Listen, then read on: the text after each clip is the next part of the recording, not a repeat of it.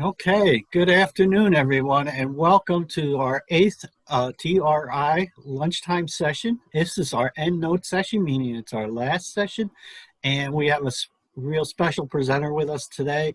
We're going to be talking about overcoming compassion fatigue in the time of COVID-19, and that's a very relevant topic for us. I'm sure we'll all been working. As you can see, I am wearing my graduation cap because I feel like after being here for 8 of those sessions, I've really learned a lot during my time from all the presenters, and just want to be thanks to all the presenters and all of our participants who have been with us through these 8 sessions. So thank you once again. Now I'm going to let Becky go ahead and give you the rundown and introduce our speaker. Okay, I am not as versed with this as Brittany is, so bear with me. Some logistics: this is a Zoom meeting and participants will be able to unmute themselves to participate in discussions. Please try to keep your microphone muted throughout the session unless you have a question, and hopefully Vinny will be okay with us interrupting today. No problem. No problem, okay. When not speaking, please, again, remember to mute yourself. That way the background noise is minimized and Vinny could continue to give us his updates. A link of this recording will be emailed to you at the end of this session, probably within a day or two. And it is available for review because we do have a slight little test at the end to make sure we were paying attention throughout the entire session. Please, in order to get your CEUs, you must complete the survey and the test at the end of the session. There has been a slight change in how we're receiving our CEUs. At the beginning of the presentations, we were getting individual emails. Now what happened after talking to NCTRC and some office logistics, it's going to be easier for us to go back to the old forms where we have them all on one single sheet of paper. And within about 2 or 3 weeks, we'll get that single sheet of paper. Please review that sheet of paper to make sure that all your CEUs are accurate and on there. And Dan will be doing a wonderful job in getting that all hooked up. Right? So, My goal is October 1. Okay. Wow, 1 week. Okay. That's an impressive goal. Okay. Again, It's at the not end of over the for you, is it, Dan? No, it'll be good busy though. Yeah. All right. This webinar is approved for 1.5 hours of NCTRC credits or 0.1 CEUs. So again, at the end of the program, there'll be a Survey Monkey quiz to make sure we were paying attention. And Dan will put that link on the chat box at the end of the session. After completing the quiz, you'll be awarded the credit. Okay. If you have any questions, again, either put it in the chat box throughout the session and Dan and I will be monitoring that chat box, or unmute yourself and talk to Vinny. All right, we have a basket today.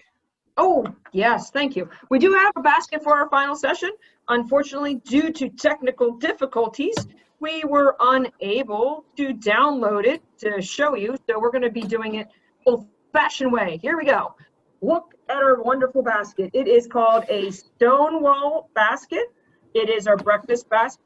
Of course, we have our Hamilton Beach waffle maker.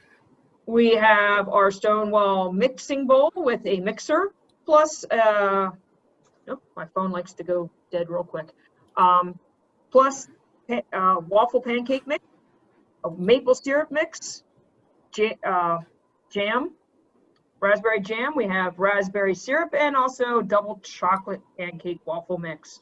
Okay, so that whole set, we're going to start the bidding off at $20. Okay, and you just put that privately in the message box to me, and if anytime you want to see that, I will flash that back up on the screen and just kind of focus on my stuff. Okay. All right, Dan. Oh, can you introduce our speaker today? I can. All right, today's speaker is Vincent Bondies. All right, he's a CTRS from the VA Hudson Valley VA Hudson Valley Healthcare System. Vinny is currently a chief of recreation therapy at the VA Hudson Valley Care System in New York with 40 years of experience in therapeutic recreation. His work experience has included behavioral, mental health, substance abuse, HIV/AIDS, and geriatrics. He has served on the NYSTRA Board of Directors and the Board of Directors for the NCTRC, co-chair to the New York State Recreation Therapy Licensure Committee, and a member at large at ATRA. He has presented locally, on a state level, and nationally on various topics in therapeutic recreation. Some of you may have been on his session last Friday with the guided imagery. Vinny is a published author in the Therapeutic Recreation Journal and the American Therapeutic Recreation Association Annual. And he is here to speak about holistic modalities for TR. Without further ado, here's Vinny speaking about compassion fatigue during COVID-19. Oh, thank you, Becky. Thank you for the introduction. Today's topic, could be, a very sensitive topic. It could be a topic that's certainly maybe for some not very uplifting. So, I'm going to try to do my best to present this issue of compassion fatigue and burnout, and we'll talk about the differences between the two and some other types of terms that are often used when we talk about compassion fatigue. But it's something in which I think it's a topic which I don't think is really addressed really that often in our field, recreation therapy. I know I don't know if schools really address it, burnout or compassion fatigue, but let's face it, we probably have all experienced it some way or some form in our career. If you haven't, you're very fortunate. But the way I present, I present in a kind of a humorous way. I'll throw a few jokes in here, so hopefully it'll bring a smile to some people, I hope. As well as really taking this issue seriously as well. So I just want to kind of just talk about how life can be challenging for us. We work in very challenging work environments in healthcare, don't we? The demands of work are sometimes really overwhelming for us. I mean, I'm preaching to the choir here. I think you guys know this. Sometimes we're overloaded with our patient or client care. We hear their stories of pain and suffering. And we sometimes witness that as well, along with, maybe the lack of support from management, or the lack of support or resources from your company. So all this combined really does contribute to compassion fatigue and burnout. Oh yeah, I forgot one other thing too. This thing called family, right? That kind of adds another layer to this phenomenon of compassion fatigue. Some of us have family, taking care of children, significant others, our spouses. Some of us may be going to school, continuing our education. So that again just adds another layer to it. Oh yeah, I forgot one other thing too. That is our personal needs, right? So how about us, ourselves? How do we take the time to replenish us as a whole to help us manage compassion fatigue? So what happens when we begin to neglect ourselves? What happens when we begin to experience compassion fatigue and we really don't in any way really kind of address it? So many things could happen, I imagine. The ability to perform very well. You begin to, have maybe problems in relationships with others. So it doesn't only happen at work, but it does spread through other areas of your life. And I think sometimes that's a kind of a myth, that when you have compassion fatigue, that maybe it's just really what you experience at work, but it really does filter out into other parts of your life. So I also want to mention that, I don't have the cure. This is just an hour and a half session to kind of talk about it, to do some reflection on it, to give you some resources, some tools, because compassion fatigue is something here that's going to stay. You're going to experience it, I think, in some way, some form. But the best maybe we can do is to acknowledge it, become aware of it, and in some ways, just be able to, manage it. So, I just want to kind of tell you a little bit about my experiences with compassion fatigue. I worked in various mental health, behavioral health settings. And I also worked with people with AIDS for quite some time. And that's kind of when I really first started to hear that term of compassion fatigue. It was about in the the mid to late 1990s. I heard it from one of the nurses that I worked with, and I really didn't quite understand it. So it gave me an opportunity to kind of look into it and find out more about it. But today it's pretty much out there, in today's healthcare. I think all of us in some way or some form have heard about compassion fatigue. So I'm going to do a little quiz here, and I hope you guys can kind of participate in this. So if you feel you've currently experienced compassion fatigue or burnout, just say so in the chat box. So just want to just take a minute or so I get an idea and kind of see that.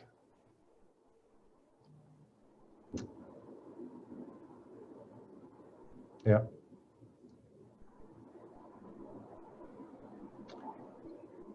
Quite a few. Sure.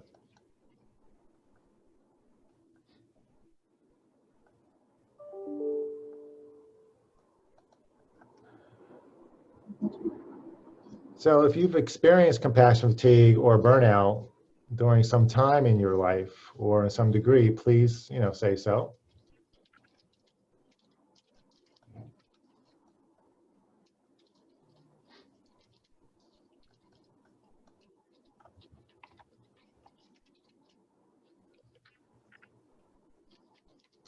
And if you never experienced compassion fatigue or burnout, also please say so.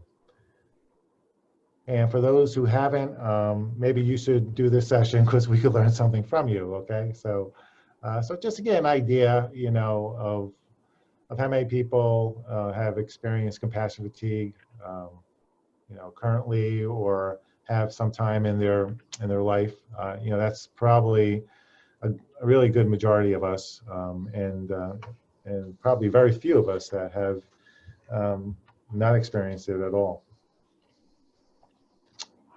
So, I have a couple stories to share with you all. As you see here, there's an image of an SUV, a red SUV. It's not mine. Mine's black. It looks similar, but it's a story in which. Vinny, do you want to share your screen? That would be good. I'm not sure how to do that. Oh, share screen. Oh, 1 second. There you go. You don't see it. Oh, I'm sorry. That's all right. Let's see here. I had to pop you off to show the opening slides. Thank you. Hold on. I'm having some technical difficulties here. Let me just go back real quick.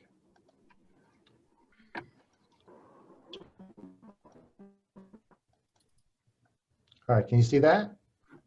Oh, yeah. Good. Sorry about that. That's okay. Now we don't have it's not the slideshow, it's like the background. Yeah, okay. All right, how about now? Is that better? Yeah. Yep. So as I was mentioning, it's an SUV, as we see here. And I want to kind of tell you a little about a story that, a true story that happened to me several years ago. I was working in a nursing home, and I happened to be driving to work that morning. And I was stopped at a red light.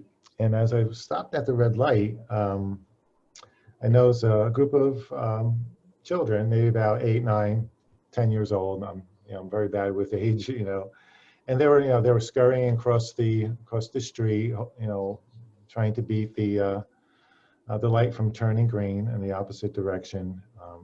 And all the kids really made it over there except for one little girl.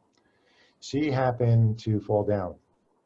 And what I experienced after that was, pretty traumatic. That's what I saw.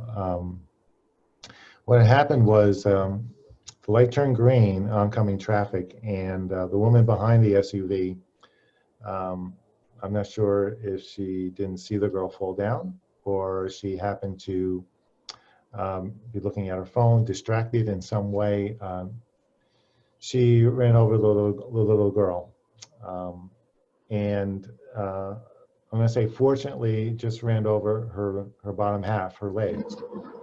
Amazingly, the little girl somehow got up and ran to the corner.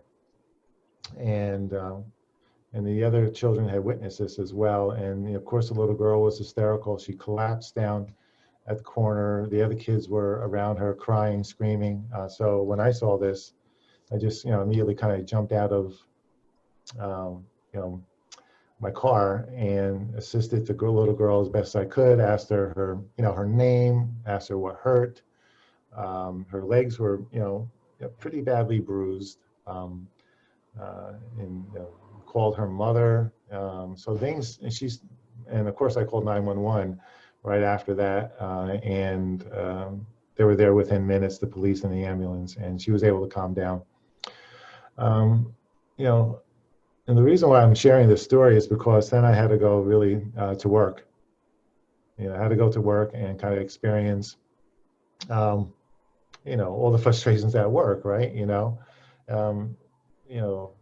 Dealing with some of the issues with staff complaining about things, about patients, hearing their stories, what's going on, problems going on in the facility, as we know from a day-to-day basis, so. It's just another example of how,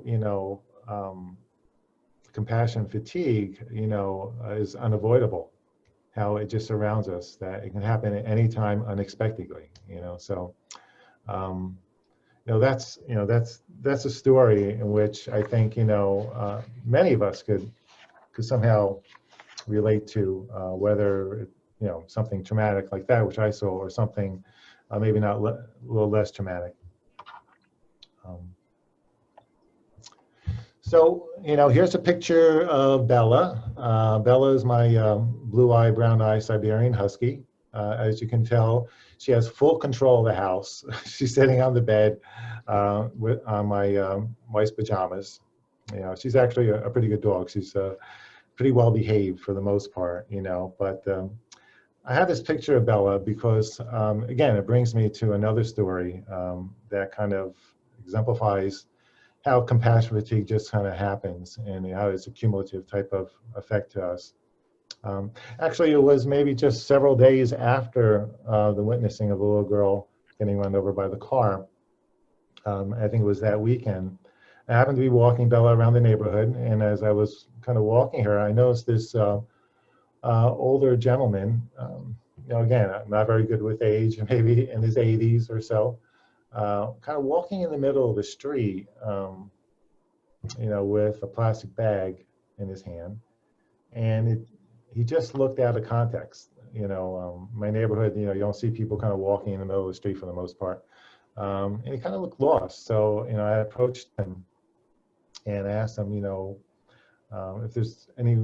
if he needed help, if there's anything I can help him with. And wasn't really able to understand him. It took me, a few times to understand what he was saying. And what basically he wanted to do was to bring this bag of clothing, which he had in his hands, to a friend that was in the hospital. There wasn't a hospital near me, but there was an assisted living facility, probably less than a mile away from where I live.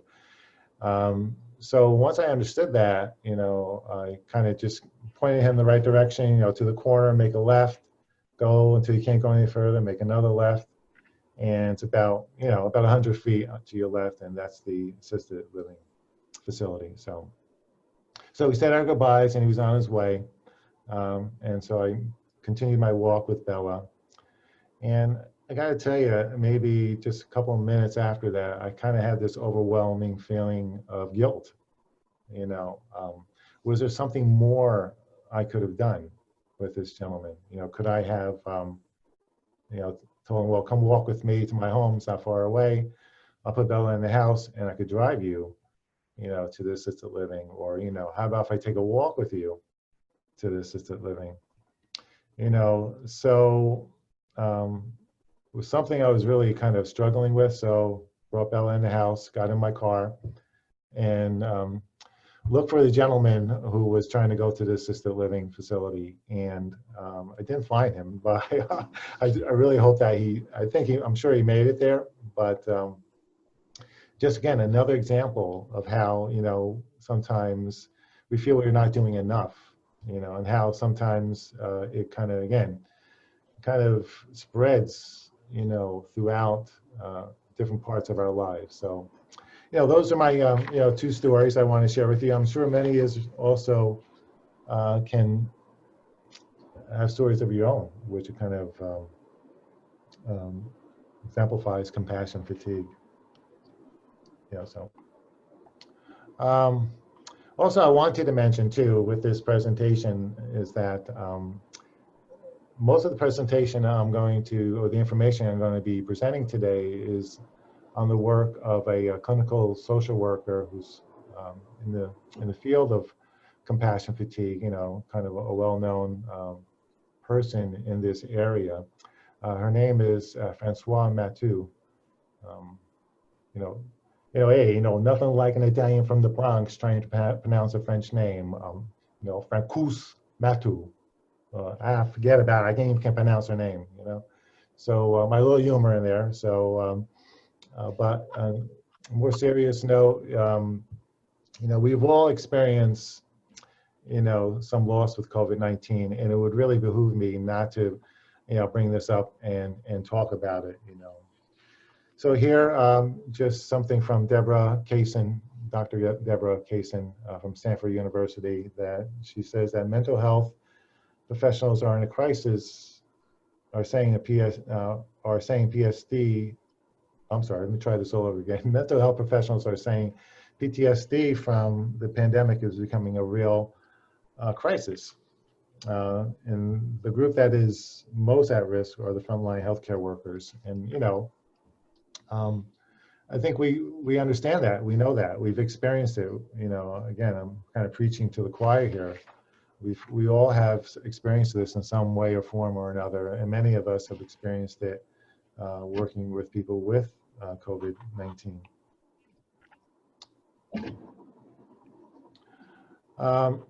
Yeah, I just want to kind of share some things with you that maybe some of you have already seen this. If you ever gone on to this website on Facebook, it's called Activity Directors Sharing and Caring During COVID-19. And I was on this site for a little bit, particularly in the beginning of the pandemic.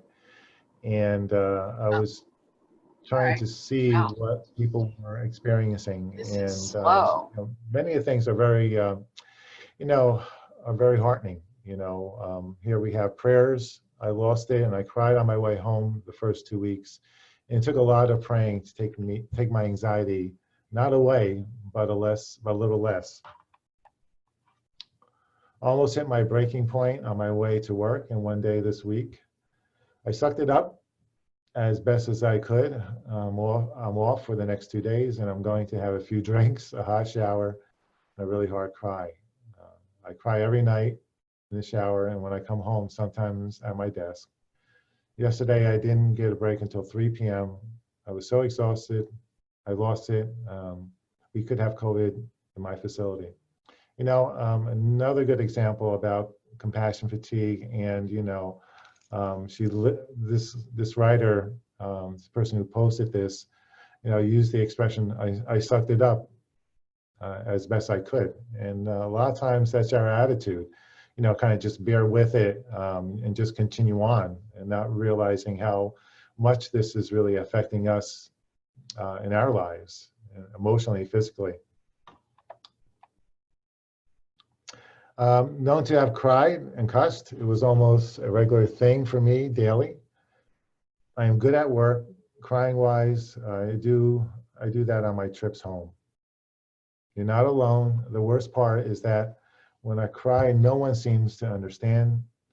It's not because I'm stressed or worried about sickness or getting laid off. It's because I feel like I should be doing more for my residents, but I can't. Again, this feeling of being not doing enough, wanting to do more. And also another piece of this is, is that maybe people not understanding of what other people are going through when they're working with people who are sick and disabled. So again, just some examples here. All right, more brighter note. So, there are some, recreation therapists, just showing a picture of some positive that's going to come out of this, holding up a card saying, remember, after the rain comes a rainbow, and certainly, hopefully that rainbow will come very soon. Just kind of another image of positivity here. Of course, being from New York, I can't go without mentioning this as well. Many of us probably have seen this, throughout the pandemic, and that is Governor Cuomo's daily newscasts about COVID-19 in New York, and also a lot of this was nationally televised on CNBC. So many of you maybe have seen this, but he would give an update every day about COVID. How many people were getting affected, how many people were getting tested, the numbers. Unfortunately, he also would mention the people who have passed away from it. But one of the days he mentioned about frontline healthcare workers, and I'm proud to say that he also mentioned recreation therapists as frontline workers. And as you can see here, I think it might be the 1, 2, 3, 4, the 5th bullet down. He mentions, along with occupational physical therapists, as recreation therapists as frontline workers. So yay for all of us who are working on the front lines. I'm glad to say that just New York, Governor Cuomo and his staff has really done a really good job, I'm sure, as well as areas around the tri-state area, New Jersey, Connecticut, Pennsylvania, how they've been able to kind of mitigate COVID-19 and kind of making it somewhat manageable for most of us in this area, whereas other areas of the country are not doing so well. So here I have a slide about whether you are an empath, and do you have these kind of special traits. I'm not going to kind of go through each and every one of them, but you can kind of take a look here and see kind of where you are, or which traits that you have. This is a diagram by Tara Robson. It's the traits of an empath.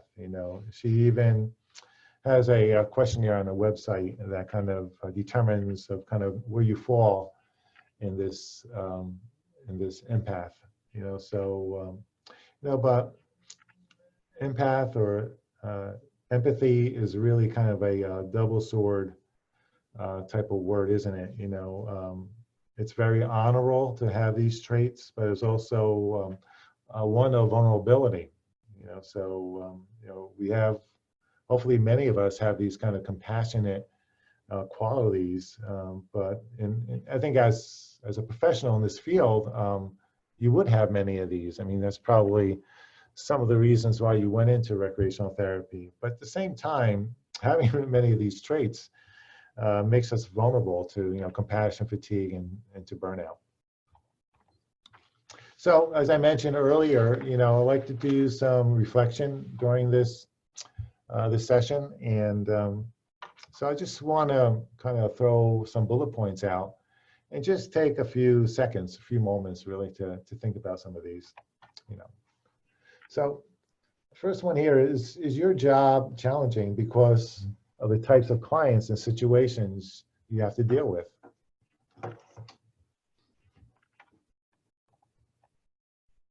Is it because of the volume of work? Maybe not necessarily the clients, but the amount of work that you have to do for your job.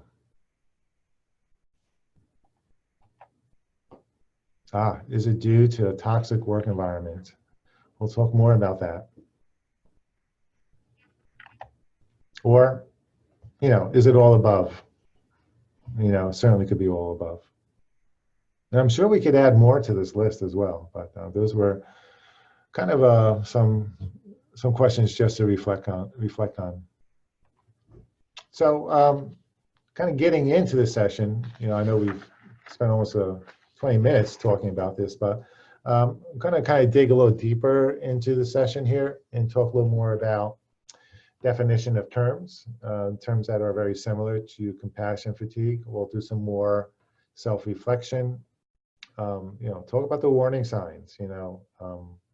Many of us don't really know the warning signs or acknowledge them or know that they're happening. So it's important in terms of awareness, the beginning of the warning signs. What could be some contributing factors? And probably what I think are, to me, the most important piece of this is the self-care strategies that are so important for us. I'll leave you with some resources and, and hopefully if we have some time, some question and answers. Okay. So what is it really called, right? So we identified the term compassion fatigue. We'll talk more about that as well. Burnout, I'm sure we've heard about that. We know about that. Cumulative stress. These are all kind of, relative words or terms. Caregiver burnout or burden. Empathic strain. Some of these terms I never heard of. Well, we'll touch on some of them. Secondary traumatic stress. Vicarious traumatization.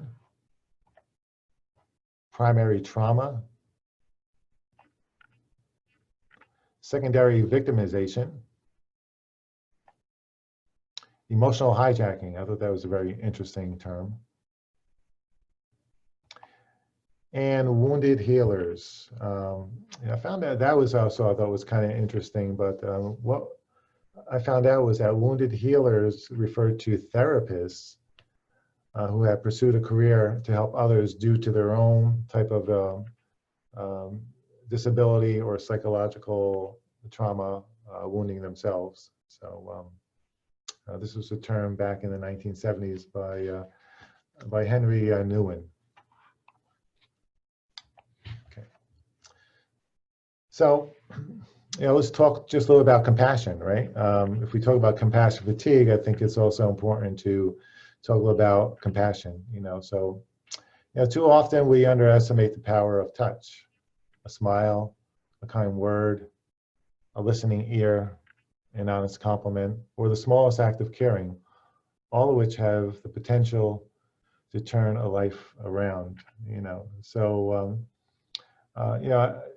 this quote by Leo Buscaglia, he's Italian, I can't even pronounce his name, Buscaglia, kind of, I think really touches the heart of compassion, So some of the work that we do is really profound. And a lot of times with our interactions, we don't actually necessarily see that often, but I think we know when it happens, and it's very often the way we talk to people and our voice. It could be our facial expressions when we talk to people, our sincerity, our intent for compassion is very often displayed. But I think, we know it's happening when we see it in our clients' faces, I think. It's that kind of that eye test. Sometimes it's hard to explain to people, but I think when you see it, you kind of know it. So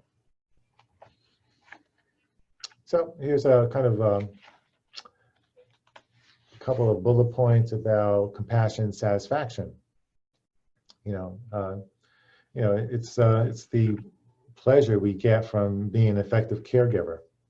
So it's really when you are caring for people, helping people, it's really that that satisfaction of that you get from it. I think all of us, hopefully all of us have feel that. Hopefully we feel it on a day-to-day basis as well. The positive feelings sometimes towards our coworkers, right? We have sometimes very tight and meaningful relationships with our coworkers. So it's those good feelings that we get from one another. And also, is the impact of the greater good that we're doing. So we're really helping people who are more or less disadvantaged. Here's some more kind of definitions from some of the people who work in compassion fatigue. It's the gradual erosion that keeps us connected to others, Charles Figley. Compassion fatigue refers to the profound emotional and physical exhaustion that helping professionals and caregivers can develop over a course as helpers. That's Francois Mathieu. And compassion fatigue is thought to be a combination of secondary traumatization and burnout precipitated by the care delivery that brings healthcare professionals into contact with the suffering, SABO. So again, these are just some things kind of to, again, they're all very similar in some ways in their definitions, but just a little different.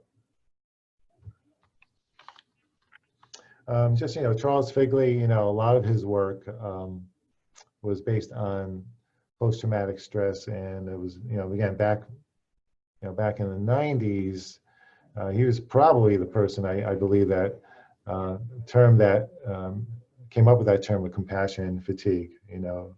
So he's probably one of the originators.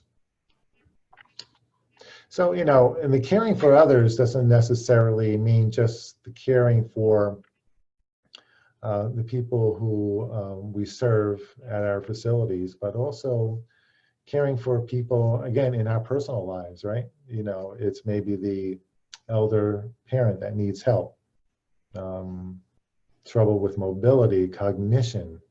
If you have an older parent, I think you kind of know what I mean, or a child, whether disabled or not, just caring for a child, right? Or a significant other, or someone who you're caring for that is not doing very well, or just the responsibilities of taking care of a family, the meals, the cleaning, the wash, taking the kids to soccer, right?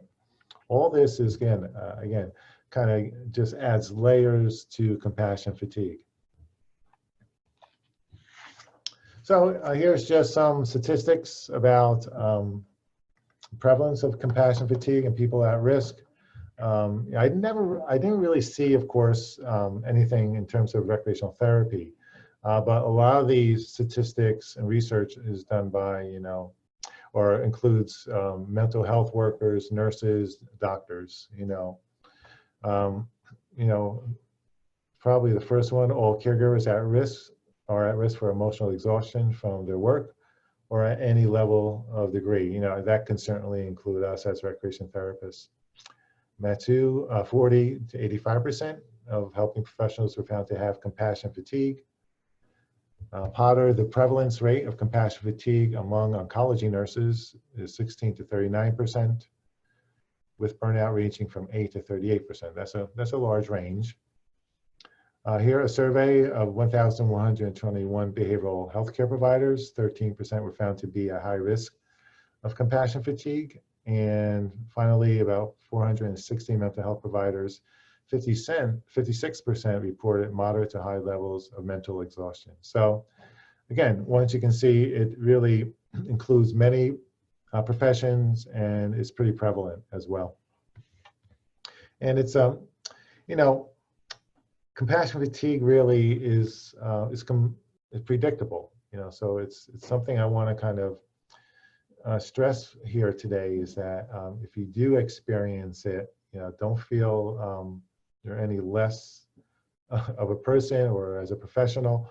that it is something that is really predictable, it's unpreventable, it's something that is also, though, treatable. So that's the good news about it. So some of the other terms that we kind of, I brought up just a few minutes ago. Not going to touch on each and every one of them, but this one here, cumulative stress, and it pretty much just sounds like what it is. It's when you're unable to relieve stress that builds up over time and adds up and it really takes a toll on you physically, emotionally, socially, and it can really, reach a critical point in your health and your life. I think we kind of see it today, don't we? Right, with COVID, it's on the TV every single day. It's hard to avoid, so we see that, we see it on the news, we see it in other parts of our lives. Also the social injustice that we're seeing as well. Right? It's traumatic. It's terrible what's happening out there, but it's that stress that we see. I could point to 9/11 as well, going back quite some time, how we saw those pictures of the planes, hitting the World Trade Center and the World Trade Center collapsing, constantly over and over. So cumulative stress is certainly something which adds to compassion fatigue. Caregiver burden, pretty much what I had mentioned earlier about this. It's that, when you have that strain, that stress of being the person who cares for someone who is either chronically ill, disabled, or even elderly in your family. So again, it affects us in a multi-dimensional way.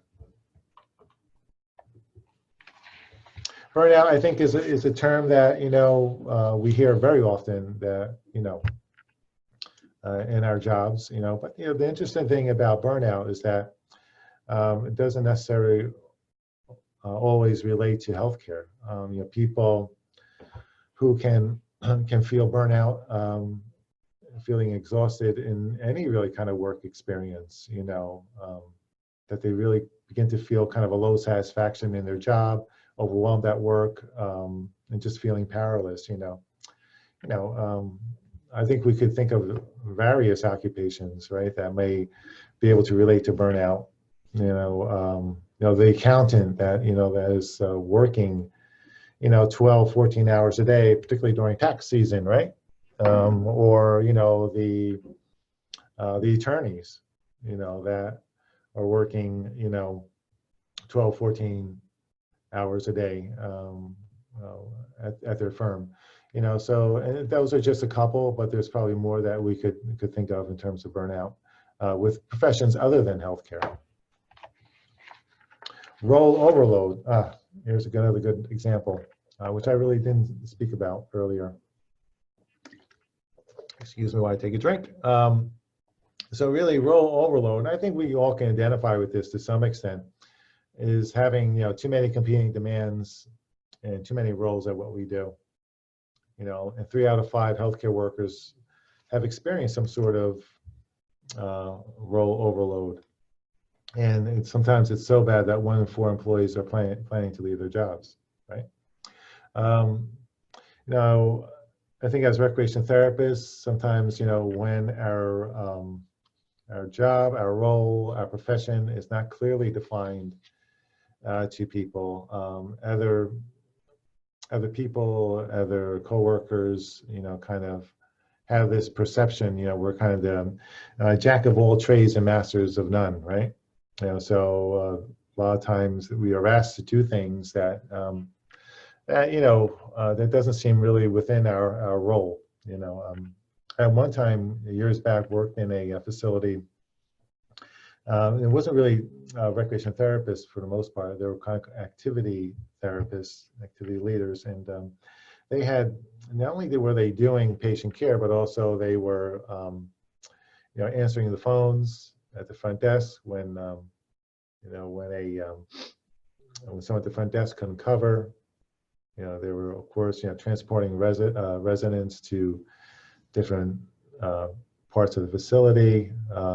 And so there were many different things they were doing that were really not really part of their primary function. But, you know, and so that's something which we really need to take a look at and making sure that, you know, we don't do too many things, because this could certainly lead to compassion fatigue and burnout. So kind of spoke about this. This is an additional slide that probably shouldn't be in there, compassion satisfaction, but just another definition by STAM. Compassion satisfaction is the pleasure derived from being able to do the work well, right? All right, so, you know, I spoke earlier about Figley, Charles Figley, right? So he actually developed a paradigm regarding compassion fatigue. And I kind of like this. There are others out there, just to let you know, but I like this because I think it's pretty easy to follow and kind of really demonstrates the response to how things lead to compassion fatigue. You know, here on the far left, you have empathic ability, right? It's the ability to notice pain of others when you're working with people. And, you know, kind of then may lead to an empathic response. You know, it's the extent to which you try to reduce the suffering and the pain that you witness with other people. And then, you know, what happens sometimes, again, when it's prolonged suffering, traumatic memories, other demands made upon us, is once again comes to the end result many of us experience, and that is compassion fatigue. You know, so so you can see early on with empathic ability, you know, there's that concern, that exposure that we get, but as we move along with this, what happens is the yes, a sense of satisfaction, but also sometimes a detachment, you know, of all of the people we work with, which again can lead us to compassion fatigue. All right, here's a little cartoon I saw. You know, here we have two healthcare workers on the right of the people bringing out this this woman in a stretcher, and they're saying patient, and he says no, a nurse going home after a 12-hour shift, right? So, you know, many of us could be, one of us could be lying on this stretcher, I'm sure, right? After, you know, a hard day's work, particularly during this time. So again, it's just a little kind of humor with this. So let's take a moment again for some reflection here. You might also want to take out a piece of paper if you have one handy next to you, because I find sometimes kind of writing down your thoughts is helpful as well. So take a moment and just think about what made you choose this line of work.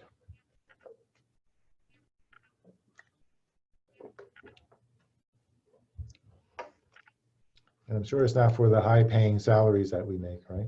So, what keeps me going as a person and professionally, given the challenges of my work? So, what really keeps you going? What brings you to work day in, day out?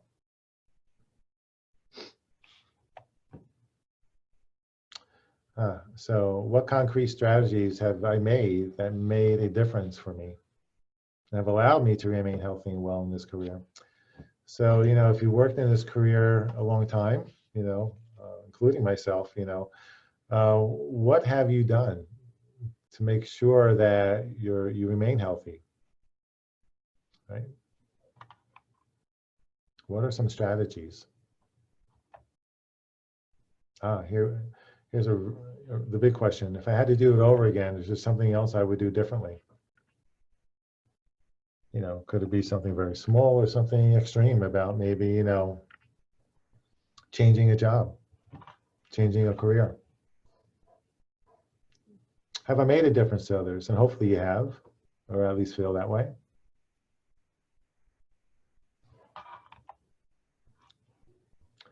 Can I think of a client whose story has profoundly touched me in a positive way?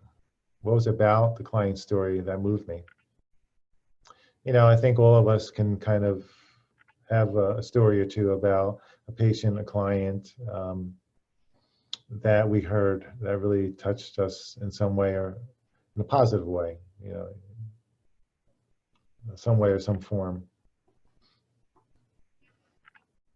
You know, I've worked, as I mentioned, I worked with, you know, people with AIDS for quite some time years ago, and some of the stories really did profoundly touch me and hit me, you know, and many of the stories actually, even though as devastating the disease could be, many stories I heard from the residents I worked with were very inspiring as well, you know, just in terms of the resiliency they had.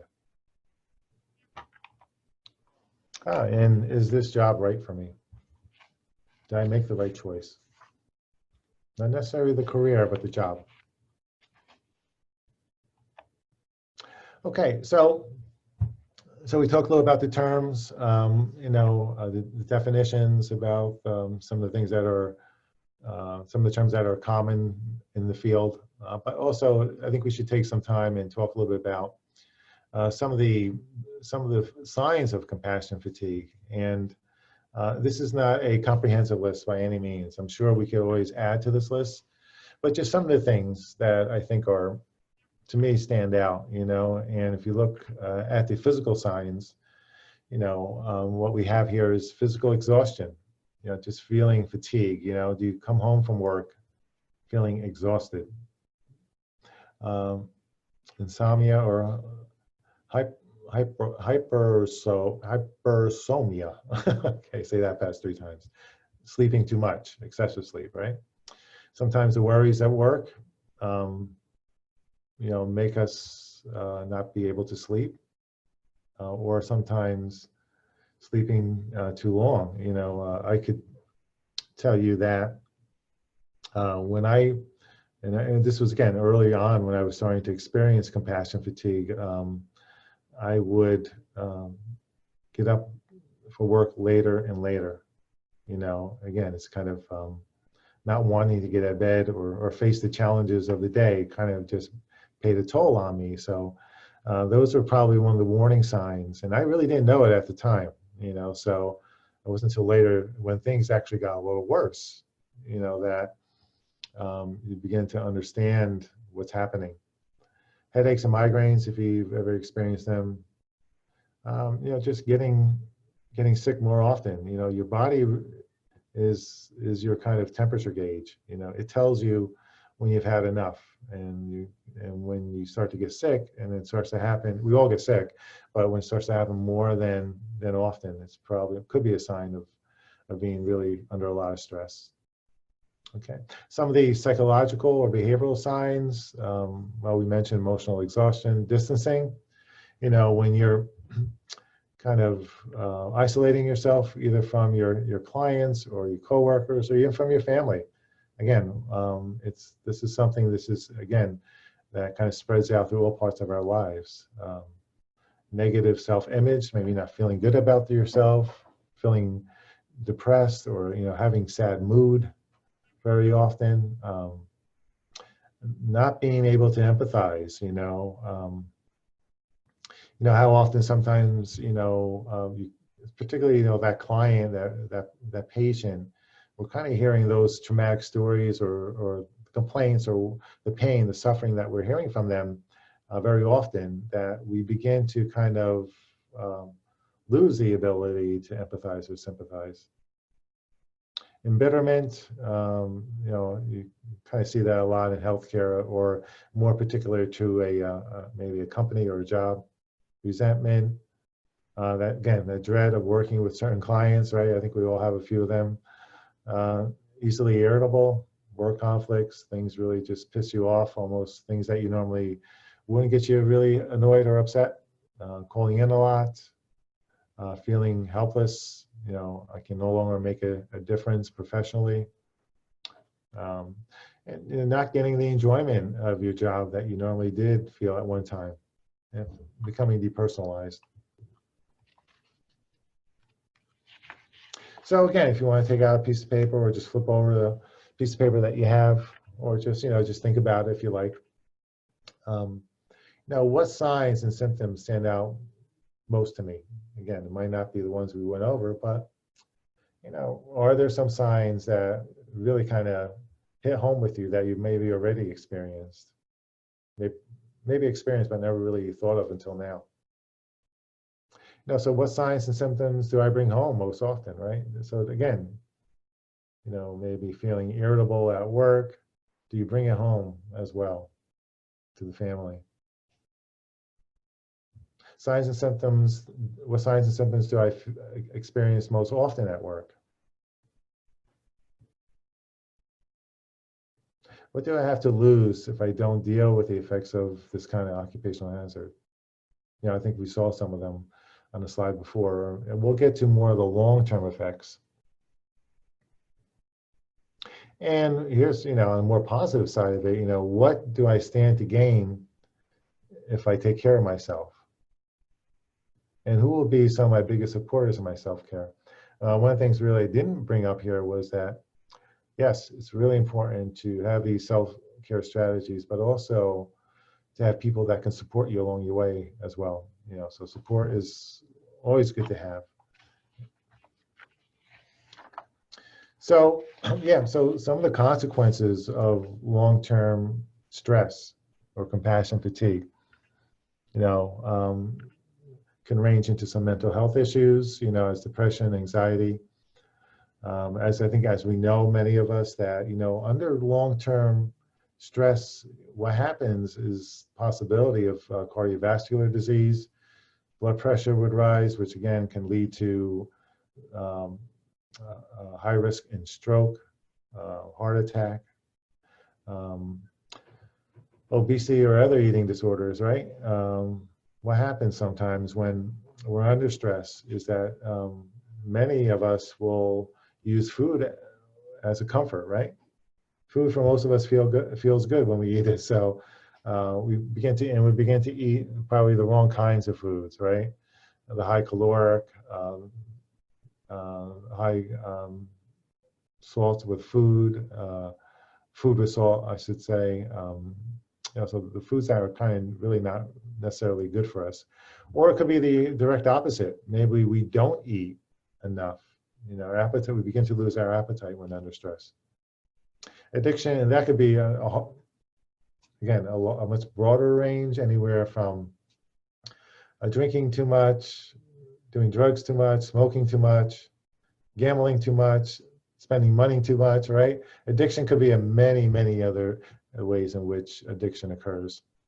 Sleep disturbances, we kind of mentioned that a little bit earlier, as well as, sexual dysfunction, right? Or just, desire not to have intimate relationships or sex. Some of the things also, a really good, or a sign knowing that you're probably under stress is beginning to lose your hair, acne, that type of thing. Again, a sign in which your body's telling you, you got to do something here. Gastrointestinal problems, and actually stress will halt the growth of new brain cells as well. So again, these are, again, not necessarily comprehensive lists, but some more common things that can happen to us if we're under long-term stress. Okay, reflections are coming up. Again, here I'd like to talk a little about the nature of your work. Again, some more kind of conceptual ways of looking at it. Do you have control over your work schedule? Many of us don't, unfortunately, but if you do have some control over your work schedule, maybe there's a way in which you could arrange your work schedule that is not too stressful, or just bringing up with your supervisor, are you satisfied with it? Is my workplace a healthy environment? Does your workplace really have a good culture for, people who, or healthcare workers who are under stress? Do they make an effort with their employees to make sure that, they're getting the right type of strategies and work environments to help them along the way? Do you like your work? Pretty simple answer, right? Usually yes or no. Do I feel supported at work?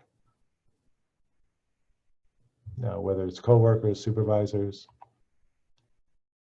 Am I getting enough helpful supervision? So that's really important key, helpful. You know, it's one thing for your supervisor to tell you what to do, but at the same time, is your supervisor helping you, you know, mentoring you maybe in some way in terms of your work?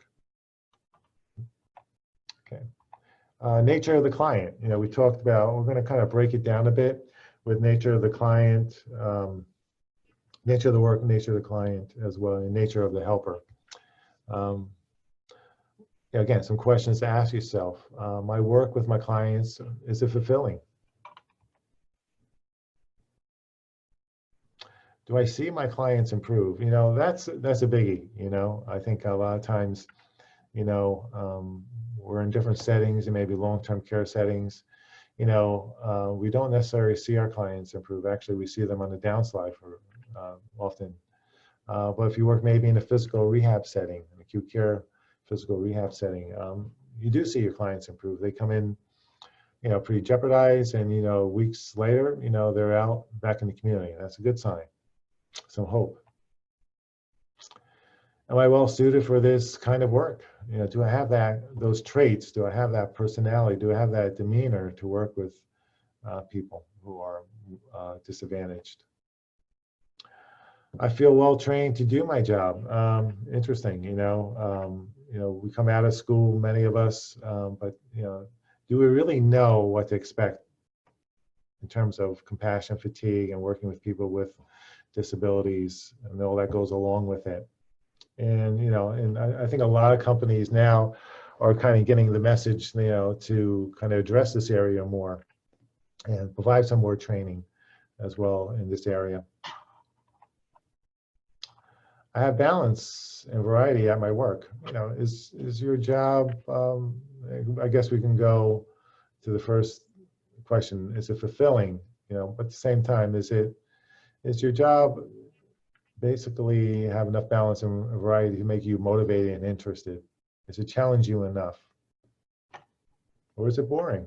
You know, is it mundane? I have clients that I enjoy working with. Hopefully we do.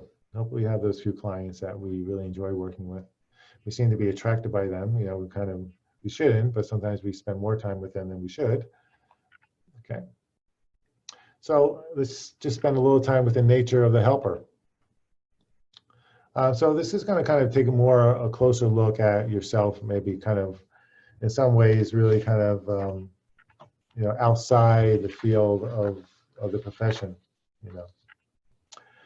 Do I have a fulfilling social life, you know? So, you know, I know now it's kind of difficult, right, with COVID-19. We're not necessarily meeting up with people we want to meet up with, going to these social events, you know, but, you know, are we still making that effort to, you know, maybe to get on the phone, to do some FaceTiming, whatever, and meet to go someplace social distancing outside somewhere. So really important time, especially now, that we still can maintain, you know, some socialization with, you know, people who are significant to us. You know, can I make time for myself? Key, you know, I'm going to tell you that it is important to make time for yourself. And we'll talk more about that on a few other slides as we go along. You know, I'm going to tell you that try to do your best to take, you know, 15, 20, 30 minutes a day to do something just for you, to replenish yourself. That's so important. Do I have non-related work hobbies and interests, you know, or is it all work and no play, you know? And hopefully, you know, outside of work, you're not serving on some sort of, you know, professional committee, you know. I know that may give you some enjoyment and everything, but also you need things that kind of keep you away, that is away from work or professional type of work-related tasks. Do I have healthy coping strategies? We'll talk more about that as well.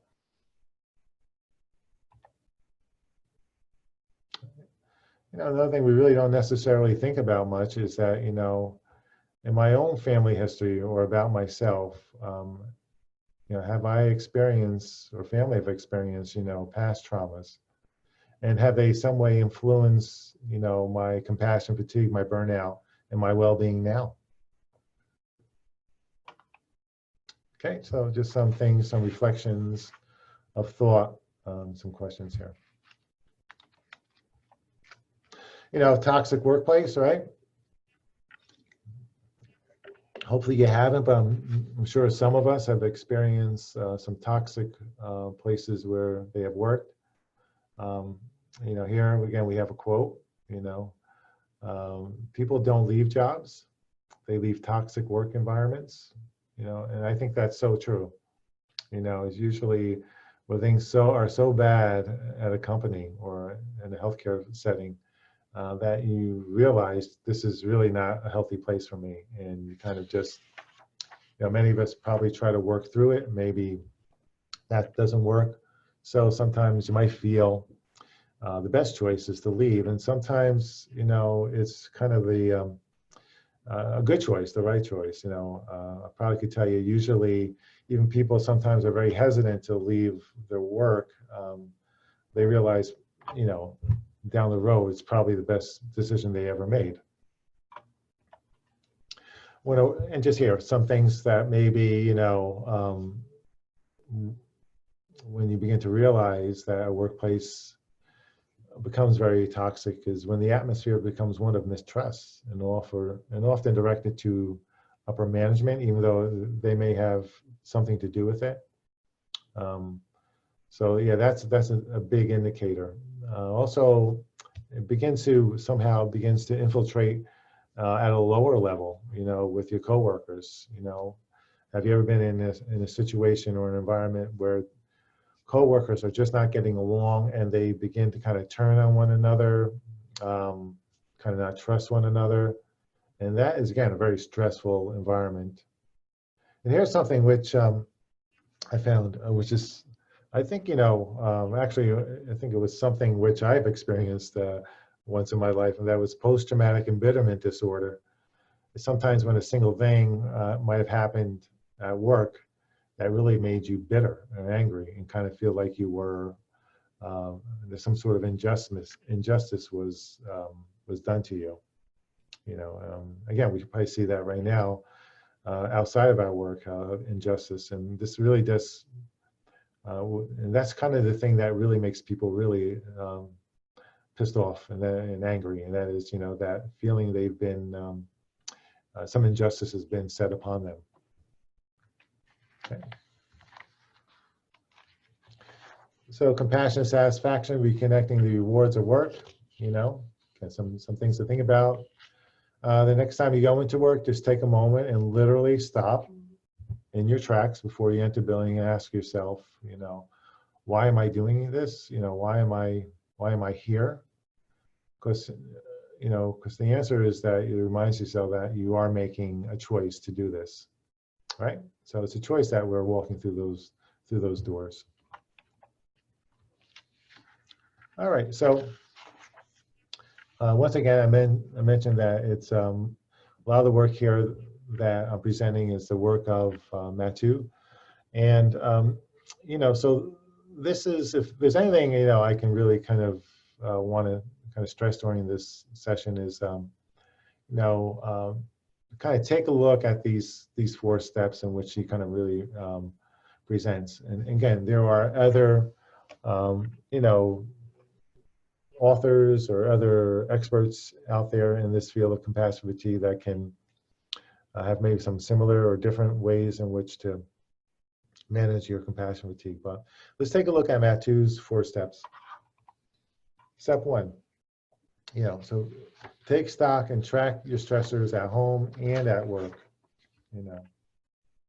Take an honest look at yourself, how you're feeling, tracking and limiting your trauma inputs at home and at work, right? Again, not going to the TV and just hearing those horrible events day in, day out, whether it's TV, on the internet, social media, and sometimes social media is the worst, right? Of the negativity that's there, so try to create your own trauma filter, maybe, those coworkers, keeping your distance from those coworkers that are always that kind of negativity. Nothing really good out of that can come out of that interaction or that relationship, so just kind of just take your toll. So you really got to think about it in a sense, so what's happening to me on a day-to-day basis that I can somehow limit, those stressors at work and at home. Step 2, part 1, the work-life balance. So we constantly complain that we don't have that work-life balance in our life. Again, I did a little research and I found that, and this is kind of shocking to me when I saw this, is that we spend about 12 minutes a day speaking to our spouse and 40 minutes a week playing with our children on the average. Wow, to me that was pretty shocking. 12 minutes a day speaking to our spouse. 1 in 3 employees say maintaining a healthy work-life balance has become harder in the past 5 years. No surprise there. 70% of employees report an unhealthy balance between work and personal life. Right? We stress to our clients, and have that balance of work and personal life. But are we kind of practicing what we preach? Are we good examples of that? Still, 70% of employees rank family as the most important priority in their lives. So here, even though you may say that, family is most important, but are you really spending enough time with family? Doing things that can, again, make you feel good, or are you just so engrossed in your work that it occupies or almost consumes your life? So again, it's creating that awareness of that work-life balance. So dealing with the work-life balance, now, do you have, again, some control over your work schedule? I mentioned this earlier. Can you map out your day? Does your company have flexible hours? Many, some of us, and saying many of us, can work remotely. I know it kind of seems kind of strange, doesn't it? A recreation therapist working remotely, but some are doing it. I could tell you here in the VA system, there have been, particularly, during the early stages of the pandemic, people were working remotely from home. And, a lot of them, some were recreation therapists and some were other types of jobs that were, not direct care. But I think, from COVID-19, I think we're going to find that companies are really going to kind of change the way in which employees begin to work, not necessarily coming in to the office or to the facility every day, but maybe being able to work at home a little more often. Also, can you space out your kind of heavy or difficult type of clients during the day or during the week, instead of having it, kind of in a row in a day, and that, again, that's a cumulative type of effect. If you have, several clients that are difficult to work with, that kind of drains you physically and emotionally, maybe not to have them in the same day, or not to have them one right after another, if you can kind of space out that interaction, that treatment session.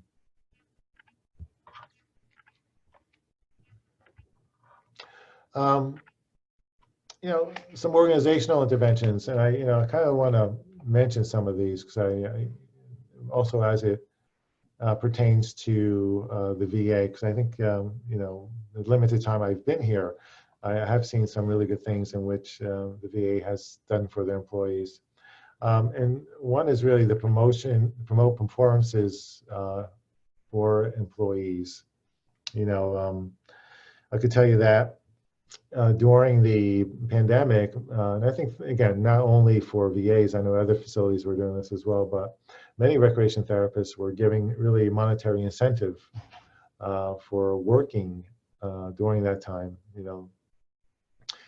Here at the VA, anywhere from $750 to $3,000 they were giving for employees who worked directly with COVID patients. You know, here again, probably other organizations have very similar ways, but something called an eye care award. It's again for people who really go beyond their job, kind of really overextending themselves. That's acknowledged. On the spot awards, that's another one. Sometimes someone might see another employee doing something really great for a veteran. They would give them a non-spot award. And a shout out. We do that a lot, you know, in our department here, our service here. We do a lot of shout outs for people within the organization, just to kind of give a shout out for something they've done.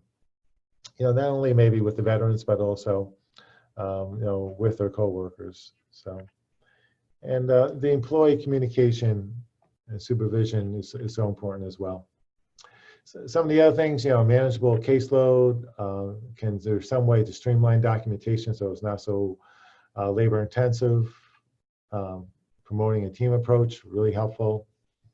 Any kind of feedback you can get from people, I think is also helpful at all levels, top and bottom.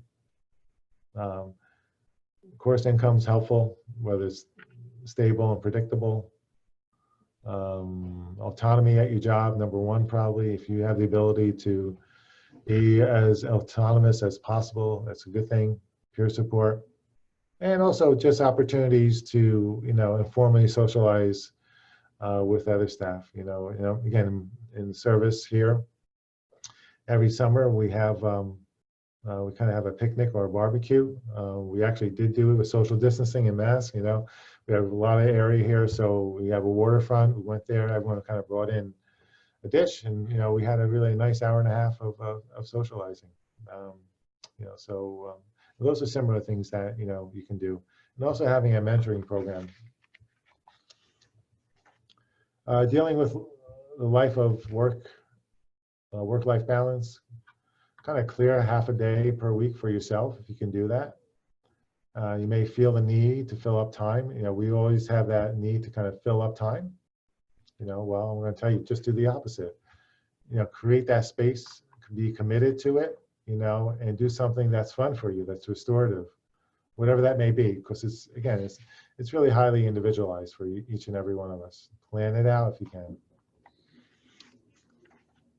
All right, so these are kind of, you know, step 2, part 2 of self-care.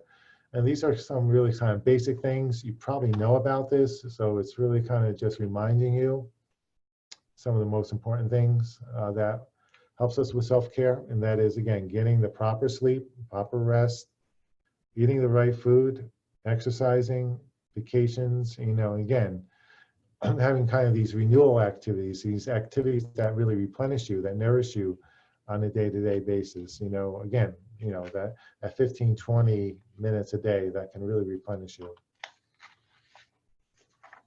You know, many of us are sleep deprived, right? We go to bed too late, get up too early, you know, so some of the things, again, you probably know this, you know, when you go to bed to sleep, just do that. Don't throw on the internet. Don't throw on the TV. You know, get your iPhone, you know, put it at a safe distance away so you can't get up and get to it. You know, many of us probably have our iPhone right at our bedroom bureau, right? Or by our stand right next to us. Some of us might even at the side of us, right at our bed, you know, so. Again, hopefully you're not worrying too much about work. You know, the life matters. Try to limit that. And of course, you know, the foods that, you know, that are not good for you, like caffeine, the high sugars, the high salts, probably, again, not good. It kind of keeps you up at night. Vacations, you know, what's really, really important that many people kind of leave their vacation to the point where they begin to lose their vacation, you know. Just Americans as a whole, they leave just a record number of vacations, 768 million days. That was up from 2007, 9%. And really, again, unused days, 236 million were forfeited, which kind of equates to 65.5 billion lost benefits. take your vacation, right? You have it, you're entitled to it, do it, because it seems like most of us don't. So important. Exercise, regular exercise is probably, again, one of the best ways to manage our stress. Again, whether it's just a walk or something a little more physical, try to do that, walking the dog, whatever it takes. Try to go out if you have time on your lunch hour to do it. If you can't do it at home, just take small steps. Don't make it so overwhelming. Don't set these kind of unachievable goals about going to the gym, every day for an hour and a half, that type of thing. But take small steps. Ideally, 3 times a week, 30 minutes a day. If you can't even reach that, just make it smaller. All right, so we kind of mentioned this about, I'm getting kind of close to time. So again, these are some things that, are important to kind of, to think about.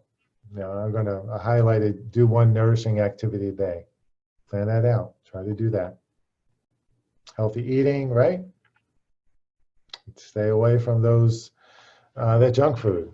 Try to stay away from those sodas, high sugar sodas, Be mindful in terms of what you eat.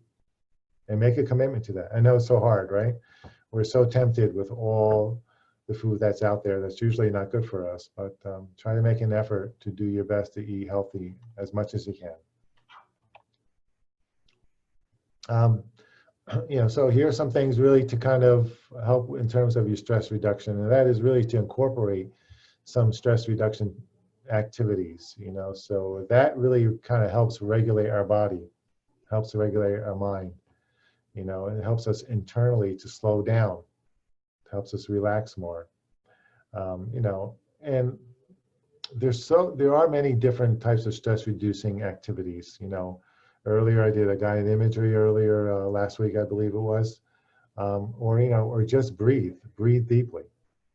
Diaphragmatic breathing with maybe some relaxing music is just one way to kind of de-stress you. Another big person on mindfulness-based stress reduction, everything these days is kind of mindfulness, right? So be mindful in many of the things that you do. So a lot of times we don't even know what that is, but I'm going to give you kind of, if you have the opportunity, if this mindfulness-based stress reduction you think is something that you might want to learn more about, it was really developed by John Kabat-Zinn in the late 1970s. And it's really just being present in your own experience and without any kind of judgment. Very hard to do. Very hard to be present and very hard to do things without judgment. And we're just sometimes built that way. It's just being in the moment. And his program is kind of an extensive program. If you can get the book, and he has a book out, and it's called Catastrophic Living. It's really a good prelude to mindfulness-based stress reduction. But he has an extensive workshop. It includes, meditation, yoga, and other types of stress relaxation training and strategies to really incorporate in your life. So it's really a lifestyle. And there in the last 2 slides is just some research that has been done with MBSR to reduce stress and pain, depression, and sleep disorders, and high blood pressure.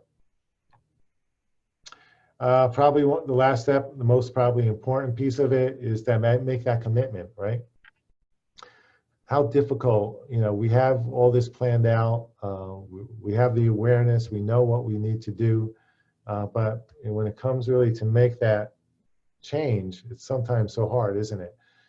So many of us go into that contemplation stage, and that's fine, kind of need to figure it out. But, so today I'm just planting that seed for you all, kind of bring some awareness to you. But, if there's one thing that you can leave from here today is to, what can you do? What is one thing that you can change next week to really make it happen? So think about that. Don't necessarily have to think about it right now. But if you can think of that one thing that you can do next week to make a change, And then, what can you do for the next month or for the year, you know, and share it with people, share it with people that are close to you, a friend, a colleague, a family member. So, I have here accountable, but also can give you support, to say, hey, Vinny, how about that exercise program you were going to do? How's that going? Or, how's staying off those, those desserts every day, every night, how's that working out, So share it, share it with a colleague, a friend. So here are some resources I think that might be helpful to you. Many of you probably know, some of you know that, again, I'm a big proponent of guided imagery. Bella Ruth Napastick or healthjourneys.com. They even have a CD on self-compassion meditations. She has a variety of them. But I thought this was really helpful as it pertains to really this topic, Here are some other ones, that you can look into. Dr. Gaber Mate, Body Scan, Take Time for Yourself by Cheryl Richardson. You can Google body scan, on YouTube. It's so much you can get from YouTube. Another one, creating a CD, Creating Inner Calm by Mark Berber. There again, there are some tapes on mindfulness-based stress reduction. That might be a good place to start. I mentioned about the book, Catastrophic Living. You can even find some of it on YouTube as well. Stress reduction in 6 parts. The book here, again, really good book. You see over to the right-hand corner, that blue book, the Compassion Fatigue Workbook by Francois Matou. It's the more in-depth way of looking at compassion fatigue, and it really guides you through it. This was really just an introduction to it all, nothing, mind-shattering in a sense, but if something like compassion fatigue, if you really think you need help with it, this is probably a good way to start. She really explains it all to you and brings you through different exercises and techniques to help you through it.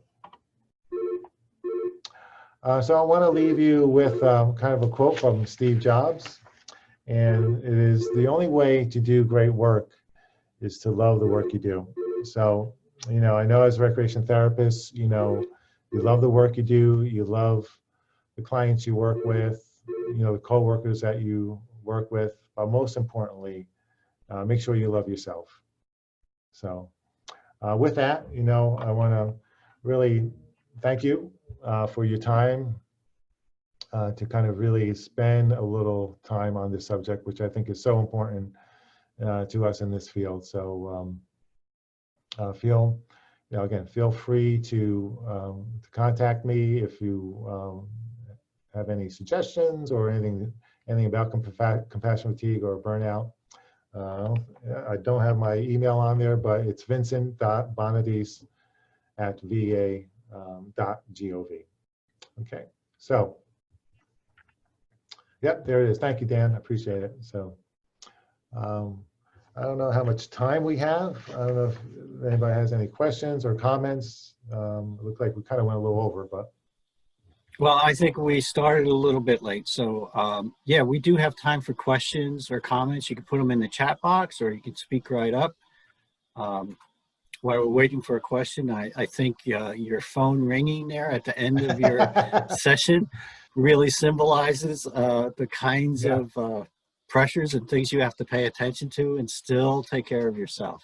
Yeah, do your best not to overload yourself, or do what you need to do, and not do 100 things at once. Hard to do. Oh yeah, easy to say. So I put the link to the SurveyMonkey quiz in the chat box if you want to cut and paste, or you can type it right from the screen there. Any questions for Vincent?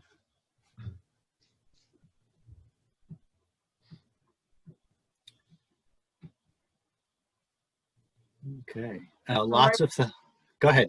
I'm sorry. While we're waiting for some questions, as Dan said, there's a lot of thank yous in the comment section right now in the chat box. A lot of things saying that this is just, it was a really good presentation, much needed information that we needed today. I know as a therapist that works with dementia care day in and day out, I know a lot of my coworkers and myself are experiencing this compassion fatigue. So thank you very much for presenting, Vincent. On a different note, the basket raffle went very well today. We do have a winner at $50, Melissa Osborne. She had to jump off to go to a client, but she's a winner of $50. And we'll be delivering that basket to her in the near future. And secondly, if not to add to anybody's plate as we're talking about compassion fatigue, but PRPS, Therapeutic Recreation Branch, is looking for some people to serve on their board of directors. So if you're interested in serving in any capacity on our board, we have the president-elect positions open. We have the secretary position open. We have the P3 position open. We have a lot of positions open within our PRPS board for therapeutic recreation. So if you're interested in serving on the board, not to add more stuff to your plate to cause compassion fatigue, but we are interested in having some more people serve on the board for a variety of different opinions and to spread out the workload. So please email me or get in touch with Dan. He'll give you my email address if you're interested in serving on the board for PRPS, Therapeutic Recreation Branch. I see Dan put the poll up on the screen, so please fill out the poll and get on and complete your survey month. And I just want to take a moment to thank everyone for your participation. I know through my conversations with Becky and Brittany and putting all this together, I can imagine some of the trials that you guys are going through on the front lines of this COVID thing. And I'm very much appreciative having both my parents in an assisted living facility. I appreciate what you guys do, and I was happy to work to bring all these sessions to you, and I look forward to working with everybody in the future. So, you know, take care and be safe and take care of yourself. I think that's very important. You know, they always tell you in an airplane to put your mask on first before you help others, and I think that's a good analogy. So thank you all again, and thank you, Vincent, for that last presentation. That was wonderful. Oh, thank you, Dan. Thank you, Becky, Brittany, you know, for doing this for all of us. It's, you know, it's really appreciated by everyone, I'm sure. Okay. All right, well, I'm going to sign us off or officially end things, but we, of course, as we always do, we'll leave the screens up for a little while so you can finish up either the survey or copying down the survey link, or maybe Vincent's email address. I'm going to put my email address there if you want to follow up on with PRPS about anything. I'll be happy to answer.